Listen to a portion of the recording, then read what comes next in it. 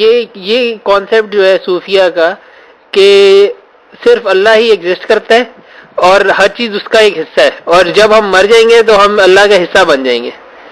نہیں الفاظ یہ کون سمجھتا ہے؟ صوفی ایسا سمجھے بیچارے تو اسلام سے ان کا کیا تعلق رہ جائے. حصہ تو رب کا اللہ کہتا ہے وَجَعَلُوا لَهُ مِنْ عِبَادِهِ جُزْءًا إِنَّ الْإِنسَانَ لَكَفُورٌ مُبِينٌ. جو اللہ تعالیٰ کا حصہ کیا ہے وہ تو کافر ہے پکا. صوفیہ صرف یہ کہتے ہیں کہ حقیقی وجود اللہ کا جس جو نا حقیقی جو کسی کا محتاج نہیں تھا ہے ہوگا. انسان جو ہے نا یہ ان کا وجود بالکل اس کا ایک سایہ ہے، اس کی مہربانی اور فضل ہے، جب چاہے بناتا جب چاہے ختم کر دے. تو اللہ اکبر اس طرح ان کے ذہنوں میں سما گیا کہ اللہ کے سامنے ہم کیا دعویٰ کریں کہ ہم بھی ہیں. ایسا جو ہے نا بدنام اور صرف نام کا وجود کہ جب چاہے مٹا کر رکھ دے. ان بندوں کو کیا حقیقت ہے ہم بھی ہیں ہم بھی ہیں.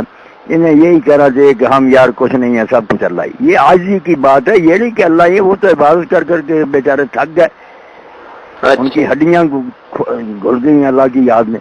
انہوں نے اللہ کیا بننا ہے؟ جتنی صوفیہ نے بات کی بات کسی نے نہیں. جیسے ابن عربی اتنا عبادت گزار تھا کہ حد ہو. وہ صرف کہتے ہیں کہ ہم جیسے کوئی چھوٹا عالم اور بڑے کے سامنے کہے یار میں کون سا عالم، عالم تو یہ ہے. اب ایسے کوئی بیوقوف ہی یہ سمجھے گا کہ اس نے کہہ دیا میں ہی عالم ہوں. وہ تو بیچارہ کہتا ہے اس کے علم کے سامنے میری کوئی حقیقت نہیں. صوفیہ کا یہی صرف کہنا کہ جیسے سورج آتا ستارے گم ہو جاتے ہیں، ہوتے ہیں نظر نہیں آتے.